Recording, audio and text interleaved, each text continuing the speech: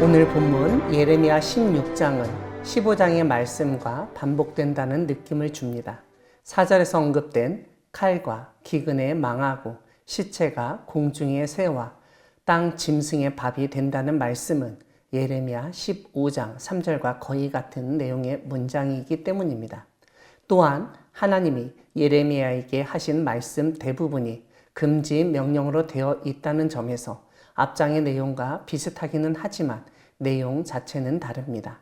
그 내용은 결혼해서 자식을 낳지 말라는 것과 상갓집과 잔치집에 가지 말라는 것입니다. 이것은 인간관계 단절을 뜻한다고 볼 수 있습니다.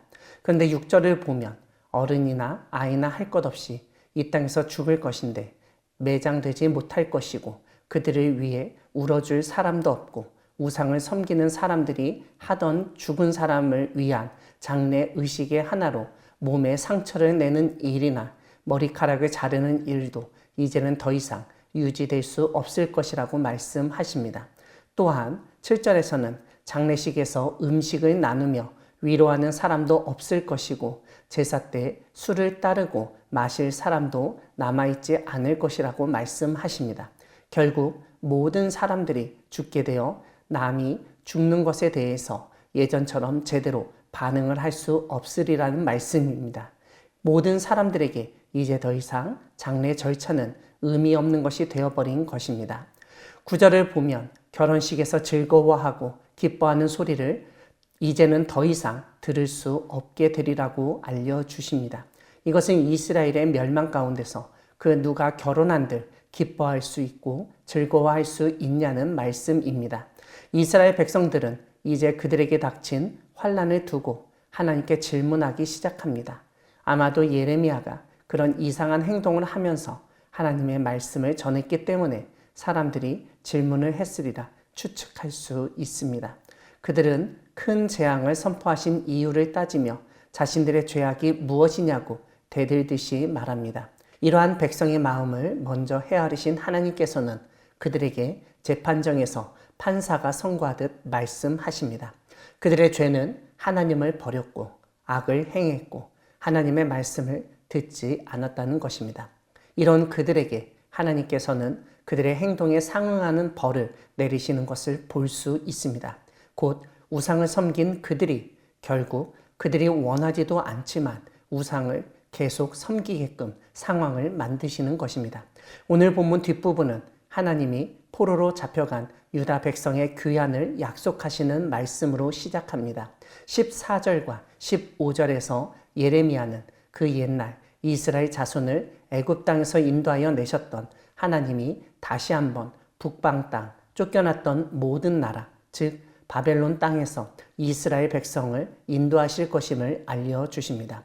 사실 이 두 구절은 23장 7절과 8절에서 거의 똑같이 반복되고 있는데 예레미야서의 편집자가 바벨론의 포로지에서 본국으로 귀환하는 희망과 구원의 말씀을 강조한 것으로 보입니다. 이 말씀을 통해서 하나님의 의도는 심판이나 추방이 아니라 구원이라는 사실을 깨닫게 하였던 것입니다. 오늘 본문 마지막 부분은 하나님의 심판과 구원 계획을 설명합니다. 많은 어부를 불러다가 유다 백성들을 낫게 하시겠다고, 많은 사냥꾼을 불러다가 모든 산과 모든 언덕과 바위 틈에서 사냥하게 하시겠다고 말씀하십니다. 어부와 포수 그리고 악과 죄를 배나 갚으시겠다는 말씀은 주전 598년과 주전 587년에 바벨론 침공과 그로 인한 포로 생활을 그대로 보여주는 것입니다. 한 번은 어부와 같은 포획이고 다른 한 번은 포수와 같은 포획인 것입니다. 이 두 번의 침공이 유다의 죄에 대한 갑절의 심판이라고 예레미야는 선포했습니다.